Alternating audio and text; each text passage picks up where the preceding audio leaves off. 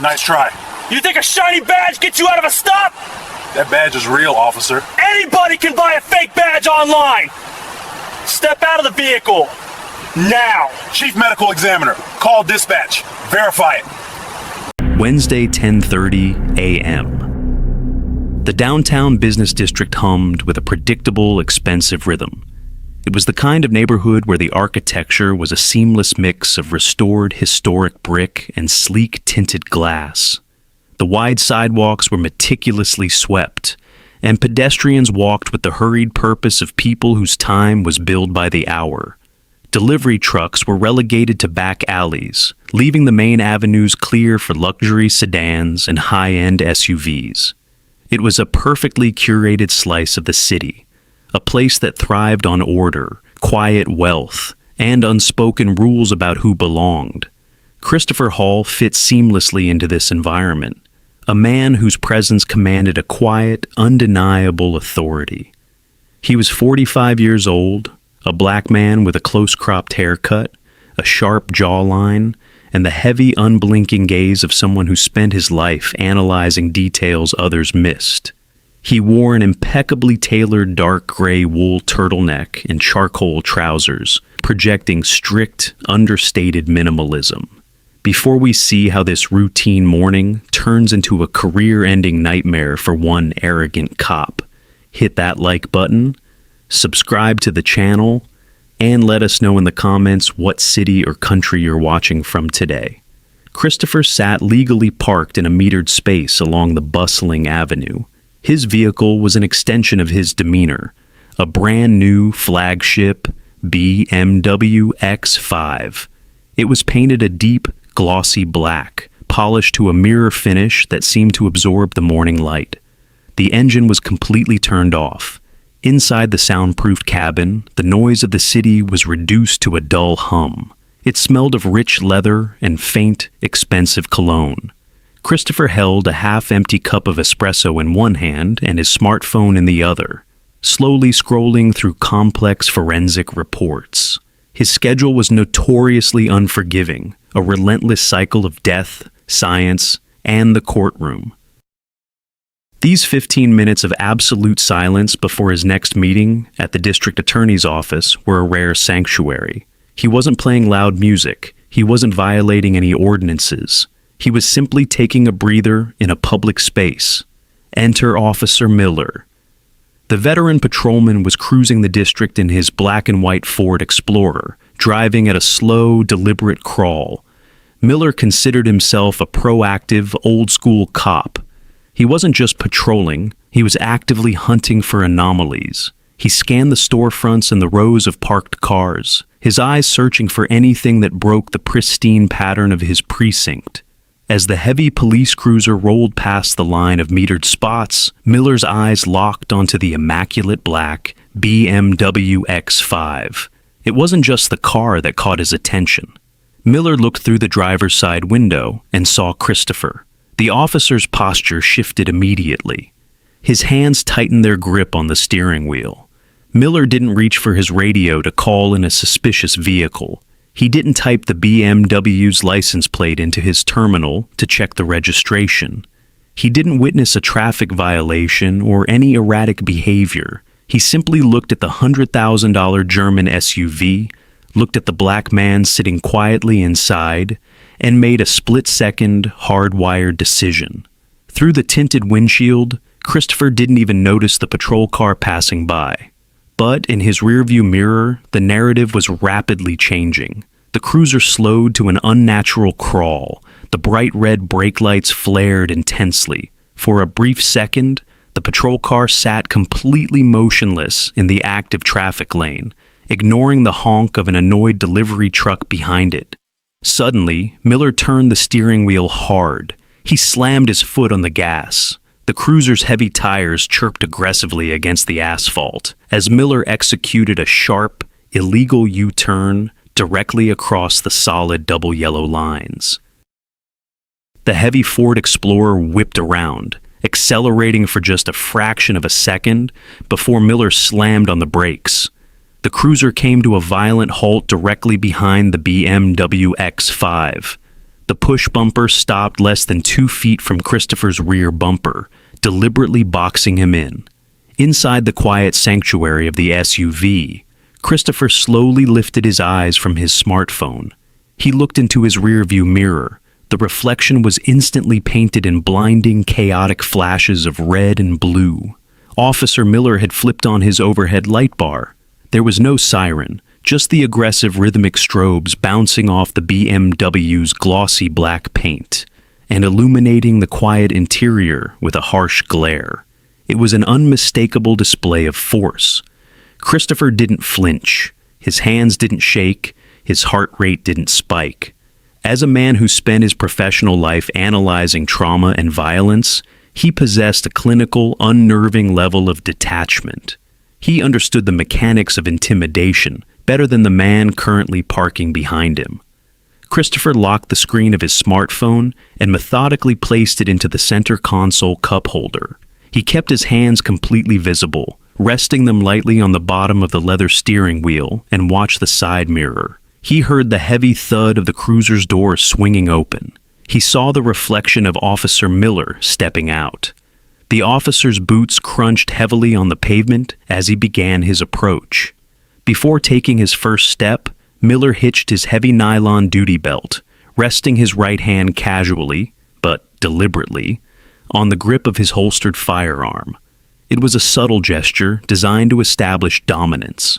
Miller walked up to the driver's side window, fully expecting to dictate the terms to a nervous civilian.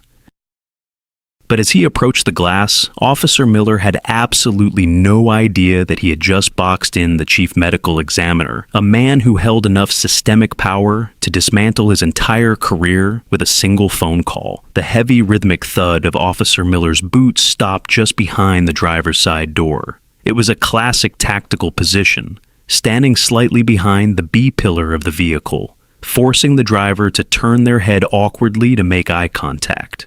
It was a physical maneuver designed to put the civilian at an immediate psychological disadvantage. Inside the BMW, the soft mechanical hum of the electric window motor broke the silence. The tinted glass smoothly rolled down, letting in the sharp morning air, the distant wail of a siren, and the abrasive presence of Officer Miller. Miller leaned in slightly, resting his left hand on the roof of the SUV. He didn't immediately speak. Instead, he used the first few seconds of the encounter to perform a visual sweep. His eyes darted past Christopher, aggressively scanning the pristine leather interior, the center console, the passenger seat, and the floorboards. He was looking for a reason. An open container, a suspicious bag, a scent, a sudden movement, anything that could instantly transform this baseless traffic stop into a full-blown felony search. He found absolutely nothing. The cabin was immaculate. Frustrated but undeterred, Miller shifted his gaze to the man behind the wheel.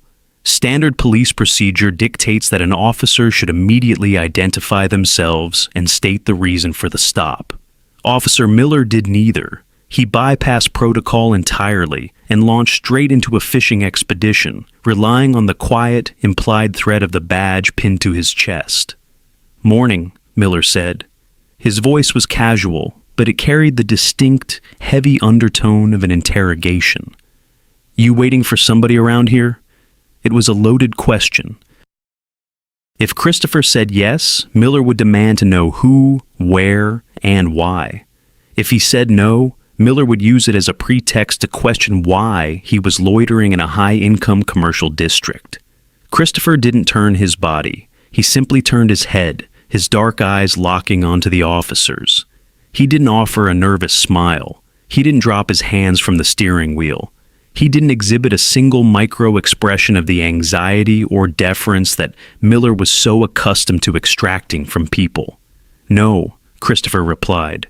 His voice was a flat, unyielding surface, cold, professional, and entirely devoid of emotion. "I am checking my emails." The brevity of the answer hung in the air. For a cop like Miller, a civilian who wasn't nervous was a civilian who was hiding something, or worse, a civilian who didn't respect his authority. The utter lack of submission in Christopher's tone instantly bruised the officer's fragile ego. Miller's jaw tightened. He decided to press harder, dropping the thin veil of neighborhood friendliness. "You work in one of these buildings?"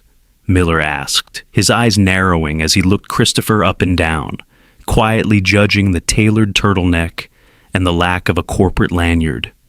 "Yes," Christopher answered, just the one word.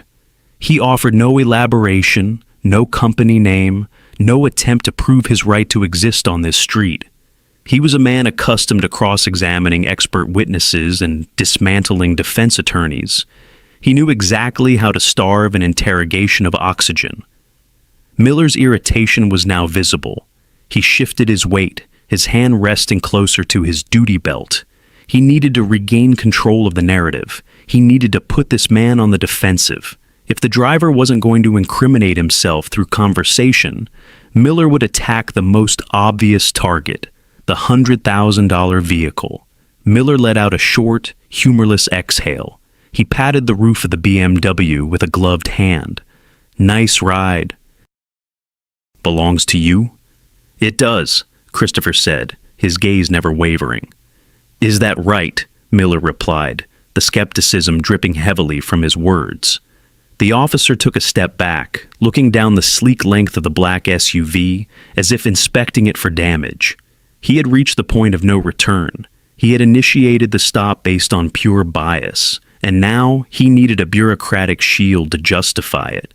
He reached into his mental playbook and pulled out the oldest, most overused excuse in modern policing. "Here's the thing," Miller said, leaning back into the window frame, his voice hardening into an authoritative bark. "We've had a severe string of luxury vehicle thefts in this precinct lately, high-end SUVs specifically. Guys coming into this neighborhood, looking for easy targets, and driving off before the owners even finish their coffee." Miller paused, waiting for Christopher to look offended or scared. Christopher simply blinked, his expression as readable as a slab of granite. "So," Miller continued, his tone turning sharp and demanding, "I need to verify the ownership of this vehicle. I need to see your driver's license, vehicle registration, and proof of insurance. Right now." Officer Miller thought he had just won the exchange. He thought he had successfully cornered a suspect, using the law as a weapon to validate his own prejudice. He was completely unaware that he had just demanded documentation from a man who carried a badge that outranked his entire chain of command. Officer Miller stood by the open window, waiting for the inevitable. He was waiting for the stuttering, the nervous fumbling for a wallet, or the desperate defensive arguments he dealt with every single day on patrol. He wanted the driver to raise his voice or refuse the order, providing the exact legal pretext Miller needed to drag him out of the car. Christopher Hall did none of those things. He didn't ask why he was being singled out. He didn't point out the glaring absurdity of a supposed car thief casually answering emails in the financial district. Christopher knew arguing with a street cop on a power trip was a waste of oxygen. Instead, Christopher gave Miller complete mechanical compliance. But he did it with a chilling clinical detachment that felt more like a threat than submission. "I am going to reach into the glove compartment for my registration," Christopher stated. His voice was flat and precise, sounding like a surgeon dictating notes during an autopsy. "And then I am going to reach into my inner left jacket pocket for my identification." Christopher narrated his movements to completely neutralize the situation. He was removing any shadow of a doubt, any sudden flinch that Miller could later claim made him fear for his life. Miller's hand hovered instinctively over the grip of his holster, but Christopher's movements were agonizingly slow. He popped open the glove box and retrieved a leather document holder. Then, sitting back up, he reached inside his tailored jacket and pulled out a credential wallet. He didn't just hand over a plastic card. He passed the entire stack of documents through the window. Miller snatched the items, stepping back slightly. He looked first at the vehicle registration. Owner, Christopher Hall. He checked the VIN visible through the windshield. A perfect match. The narrative of the stolen luxury SUV evaporated instantly. Miller shifted his gaze to the driver's license. The photo matched. The address listed was in one of the most exclusive zip codes in the county. Then, his eyes drifted down to the black leather wallet resting beneath the paperwork. It wasn't a cheap security tin. It was a heavy, intricate, solid gold-toned shield featuring the deeply engraved seal of the state. Right below it, securely behind a clear window, was a thick government ID card with a secure barcode and a title printed in bold, heavy lettering. Chief Medical Examiner. Office of the District Attorney. The realization hit Miller hard. He had just initiated a baseless, racially motivated stop on the man who ran the county morgue. The man whose forensic testimony could make or break the very homicide cases Miller's own department built. A smart cop would have handed the badge back immediately, muttered an apology about a misunderstanding, and walked away. But Miller stood frozen. Heavy silence stretched between them, broken only by the distant hum of city traffic. Miller stared down at the gold shield. His thumb rubbed aggressively over the engraved metal. His jaw tightened, a visible pulse ticking in his neck. He looked from the heavy badge back to Christopher's calm, unbothered expression. He couldn't accept it. Instead of backing down, Officer Miller made the absolute worst decision of his life. The silence stretched for a few excruciating seconds. Officer Miller stared at the heavy gold shield, his thumb tracing the engraved state seal. He looked up at Christopher Hall, then back down at the credentials. The cognitive leap required to connect the black man he had just profiled with the county's chief medical examiner was simply too far for Miller's mind to make. His ego overrode his training. He refused to be embarrassed on his own streets. Miller's jaw tightened. He let out a short, dismissive scoff and shoved the leather credential wallet back through the open window, letting it drop onto Christopher's lap. "Nice try," Miller said, his voice dropping into a harsh, authoritative bark. The polite facade was completely gone. "You think a shiny piece of metal gets you out of a stop? Anybody can buy a fake badge and a leather wallet on the internet for $20. Christopher didn't pick up the wallet. He just looked at the officer. The sheer audacity of the accusation hung in the air. "I'm going to tell you one more time," Miller commanded, taking a half step back and resting his hand firmly on his holster. "Step out of the vehicle, now." It was a direct order. Refusing it would give Miller the exact legal justification he was desperately fishing for. It would allow him to shatter the window, pull Christopher out, and violently escalate the situation under the guise of non-compliance or resisting arrest. Christopher Hall didn't give him the satisfaction. "Understood," Christopher replied. His voice remained a flat, unyielding monotone. He didn't argue. He didn't tell Miller he was making a massive mistake. He simply let the officer continue digging his own professional grave. Christopher unclipped his seatbelt. The mechanical click sounded loud in the tense cabin. He reached over, turned off the ignition, and pulled the keys. He placed them deliberately on the dashboard, in plain sight. Then, he pulled the interior door handle. Miller instinctively stepped back, bracing his stance. The heavy door of the BMW swung open. Christopher stepped out onto the asphalt. He was a tall, solidly built man, and as he stood up to his full height, he naturally cast a shadow over the officer. He didn't puff out his chest or invade Miller's personal space. He simply closed the car door behind him with a solid thud and stood perfectly still. He placed his hands resting lightly on the roof of his SUV, completely visible, his posture relaxed, but completely commanding. "I am out of the vehicle, officer," Christopher said, looking down slightly to meet Miller's eyes. "What is your next instruction?" Miller swallowed hard. The physical reality of the man standing in front of him, the calm, towering presence, the tailored clothes, the total lack of fear, started to crack the officer's confidence. He had expected a fight, a flight, or a nervous breakdown. He hadn't prepared for absolute chilling compliance. Miller unclipped the radio mic from his shoulder. He was in too deep to back down now. He had pulled a man out of his car in broad daylight in the financial district. He had to prove the badge was a fake, or he was going to have a very hard time explaining this stop to his sergeant. "Stand right there," Miller snapped, pointing a black-gloved finger at Christopher's chest. "Don't move a muscle. I'm running your name." Christopher didn't blink. He just watched, waiting for Miller to make his final, fatal move.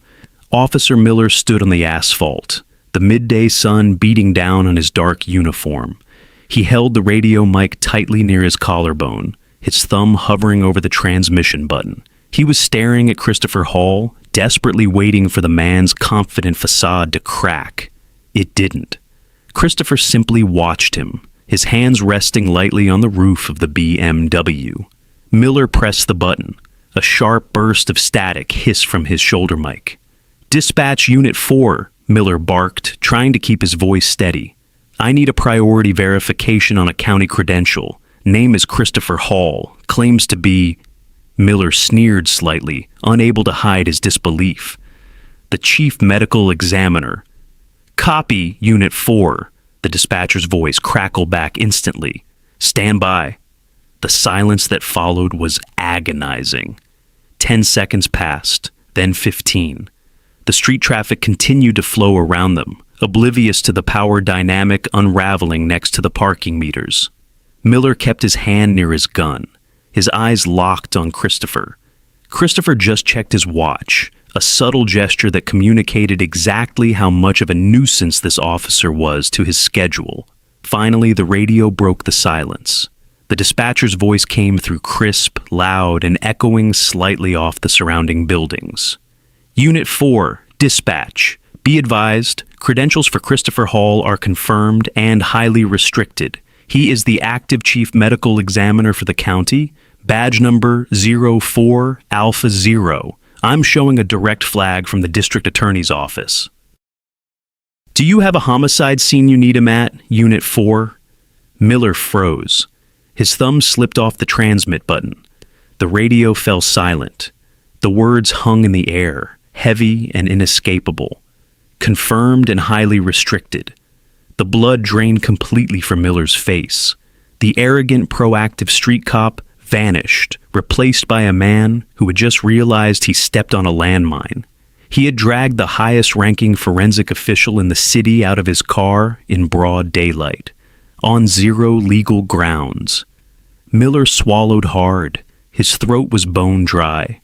He looked down at the gold shield he had carelessly tossed back through the window, then back up at the man standing in front of him.